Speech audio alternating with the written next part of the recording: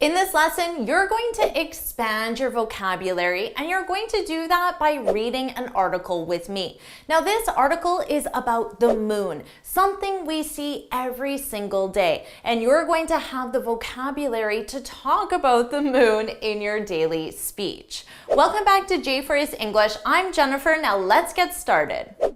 First, I'll read the headline. Why does the moon shine?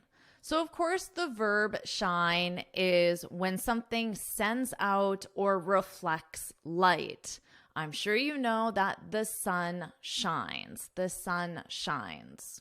Shine is an irregular verb. So, of course, you have the verb to shine with an S because the subject is the sun, he, she, it. Now, in American English, in the past simple, we just add an ED. So it's regular verb in the past simple. The sun shined yesterday. In British English, they use shone. The sun shone yesterday. Now, in both American and British English, in the participle form, it's shone. So in the present perfect, the sun has shone all day. So in American English, you can say shine, shined, shone. Now notice how I said the sun, and here in the headline we have the moon. We'll talk about the other planets in a minute, but for now, remember that for moon and sun, you need the, because there's only one, it's unique. The moon, the sun. Don't worry about taking all these notes because I summarize everything in a free lesson PDF. You can look in the description for the link. Let's continue. You know that Earth would be a dismal place without its bright, shining neighbor, the sun. So as we talked about, notice here the article, the sun, but notice Earth. Earth doesn't have an article in front of it.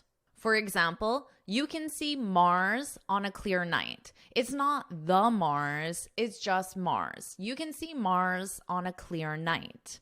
Earth is the third planet from the sun. The, because I already mentioned that sun and moon, it's the sun, the moon, because they're unique. Let's talk about dismal. This is an adjective, and it means sad, without hope, or very bad, depending on the context. For example, you could say the weather's been dismal. So when I think of that, I probably think a lack of sunlight, maybe cloudy, a little bit of rain, not very nice. The weather's been dismal. Or my promotion was dismal this year. So in that sense, it sounds like very bad. My promotion was very bad this year. Earth would be a dismal place without its bright, shining neighbor, the sun. But did you know that the moon would also be just another dull orb if not for the sun's rays? The rays are where the light comes from, the rays. So you have the ball, which can also be called an orb. An orb is just an object in the shape of a ball. And then the rays are the light that's coming off of the orb. That's for the sun. Now, dull, that's the opposite of bright. Dull. You can also describe a day as, oh, it was a dull day, not very bright. So there wasn't a lot of sun. It was cloudy, maybe a little rainy. I think of the weather in London, England, when I think of dull or dismal. Let's talk about the sentence structure here, because notice this first sentence is, you know that. But in this sentence, we have, did you know that? When you add did, this is to form a question in the past simple. But in this case, because there is no did, we know that this is a statement, not a question. So this is being phrased as a statement. You know that. But this is a question. Did you know that? Let's review this example. You know that I'm an English teacher. This is a statement. But did you know that I'm also a piano teacher? So this is a question because I know that this information is known, so I'm not forming it as a question. It's a statement. But I don't know if this information is known, so it's a question. Now, this is not true. I'm not a piano teacher. That would be really awesome if I were, but I'm not. It's just an example to show you a statement followed by a question. So you can use this to give a known fact, but then provide additional information in the form of a question. Let's continue. The moon shines because its surface reflects light from the sun. So again, here we have our verb shine, and the subject is moon, and that's why you have this S on it. The moon shines. And despite the fact that it sometimes seems to shine very brightly, the moon only reflects between 3 and 12% of the sunlight that hits it. Okay, so let's take a look at despite the fact that. Notice how we have this additional information, the fact that. This is only required grammatically to form a sentence when you have despite and then a clause. A clause is simply a sentence. It has a subject and then a verb and other information, an object. You can't say despite it seems to shine brightly. This is a mistake I see a lot from my students. You have to include these 3 words, and they're only there for grammar. They don't have any meaning. Let's review these sentences. This is the one I see from students, and it's incorrect. Despite I'm busy. I'm busy is a clause. We have a subject, a verb, and then other information. Despite I'm busy, I'll help you. Despite the fact that, because you have despite and a clause, you need these 3 additional words. Despite the fact that I'm busy, I'll help you. So this is the correct one. So remember that, and the only purpose is grammatical. There's no meaning in those words. So make sure you remember that. Are you enjoying this lesson? If you are, then I want to tell you about the Finally Fluent Academy. This is my premium training program where we study native English speakers from TV, the movies, YouTube, and the news so you can improve your listening skills of fast English, expand your vocabulary with natural expressions, and learn advanced grammar easily. Plus, you'll have me as your personal coach. You can look in the description for the link to learn more, or you can go to my website and click on Finally Fluent Academy. Now let's continue with our lesson. The perceived brightness of the moon from Earth depends on where the moon is in its orbit around the planet. Orbit, this is used specifically in space, and it just means a path, but a path in space. So the path that the moon follows. The moon travels once around Earth every 29.5 days. And during its journey, it's lit from varying angles by the sun. In this case, you could say orbit instead of journey, because when you're on a journey, you're following a specific path. And in this case, the path is in space, so you could say orbit. This movement of the moon around the Earth, do you notice something here? The moon, we talked about this. But I said that planets in our solar system don't take articles. But right here, we have the Earth. Now, for the rest of this article, you'll notice that sometimes the article says the Earth, and sometimes the article says Earth. Why is that? Without an article, Earth represents just a planet in our solar system. For example, Earth is the 3rd planet from the sun. When you add the article, it represents the planet we live on, our home planet. We need to protect the Earth. In this sentence, this movement of the moon around the Earth, you can think of it around the Earth, our home planet, and the simultaneous orbiting of Earth Earth being just a planet in the solar system around the sun. Remember, the sun and the moon always take articles. If you're ever in doubt and you're confused, I would say always add an article for the moon, the sun, but other planets don't take articles because it is acceptable to just say Earth, but it's also acceptable to say the Earth, but it sounds odd to say the Mars and add the in front of other planets.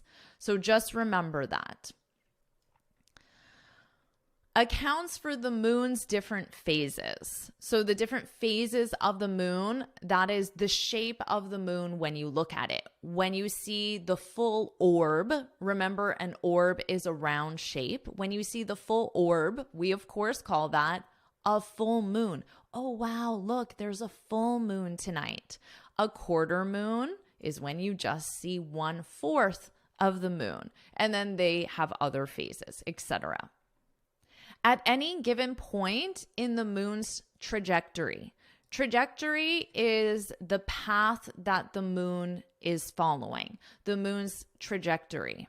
At any given point in the moon's trajectory around the Earth. Now, I'll be honest, I think in this case, it doesn't necessarily represent our home planet. And I'm not sure why the article is switching between the Earth and Earth. I find it a little confusing because in my mind, in this case, it sounds like we're just talking about a planet in the solar system. We're not necessarily talking about our home planet. So if you're a little confused why at this exact moment they chose to use the Earth, and in this case they didn't, I also don't find it follows a lot of logic. So don't let that confuse you. At any given point in the moon's trajectory around the Earth, only half of its surface is facing the sun. And therefore, only half of the moon is lit up. In this case, because it's lit up, it means it's visible. It's visible because there is now light on it. So only half of the moon is visible. Only half of the moon is lit up. The other half of the surface faces away from the sun and is in shadow. Because it's in shadow, it means you can't see it. To you, it's invisible because it's not lit up, although it is the same shape, of course, in the sky. You just can't see a specific part of it. The moon is at its brightest when it is 180 degrees away from the sun from our perspective. Picture the sun, earth, and moon in a straight line. So when you picture, they want you to imagine it. So the sun, earth, moon, all in a straight line. Sun, earth, moon. That is when it's the brightest. At this time, the full half of the moon's surface facing the sun is illuminated. Illuminate is when you make something brighter with light. So we use this a lot in festivals, holidays, parties. You could say the streets were illuminated. In this case, to be illuminated. The streets were illuminated for the festival. So I imagine walking down the street and there are lots and lots of lights hanging. So even if it's nighttime, the streets are still bright because of the lights, because the streets were illuminated. Let's continue. This is what's known as a full moon. I'm sure you're familiar with a full moon when the entire moon is visible. Personally, I think my favorite moon is the crescent moon shape because I find it looks so magical in the sky, this little sliver of the moon. So what about you? Are you more of a full moon, a crescent moon? Put that in the comment. You could just put the emoji or you can put the full word as well. I'm sure probably more people want the full moon, but who knows? Maybe other people like the crescent moon just like me. So put that in the comments. Okay. At new moon, on the other hand, this is a stage of the moon called new moon. At new moon, on the other hand, the moon isn't even visible from our vantage point. Our vantage point, this is another way of saying our perspective. Because of course the moon is visible, it's visible in the sky, but we can't see it because of our perspective, where we physically are and the angle at which we're trying to see it, it's impossible, but it's still there, of course. This is when the moon is between the sun and the earth, so that the side of the moon reflecting sunlight is facing away from Earth. And this is the reason why we can't see the moon when it's in the moon phase, new moon. So if my hands were people, right now they're facing each other. They're facing each other. Now this person is facing away from this person. Facing each other, facing away from this person. Let's continue. In the days before and after a new moon, we'll see a sliver. I used this word before when I was describing crescent moon. A sliver is a very small amount. So let's look at this example. Would you like some cake? So you have a whole cake, and someone can say just a sliver. A sliver. So they're telling you just a very small amount of cake. So not even a normal portion of cake, just a sliver, a small amount of that cake. In the days before and after a new moon, we'll see a sliver of the moon reflecting sunlight. And during those times, the faint brightness of the rest of the moon. Let's talk about faint. Faint means not strong, not clear. So faint brightness, the brightness was not very strong, not very clear. So let's imagine that the color is this bright red, but all you see is this color. You would say, oh, the color is very faint. It's supposed to be bright red, but this is all I see. The color is very faint, not strong, not clear. We also have a very common expression using this word faint. I haven't the faintest idea. I haven't the faintest idea. This means I have no idea. So if someone asks you, how large is the moon? You could say, oh, I haven't the faintest idea. Because I don't know. I have no idea. I haven't the faintest idea. Very common expression. The faint brightness of the rest of the moon, the part not brightly lit, as a sliver, remember the sliver is the small amount of, is a result of what scientists call earth shine.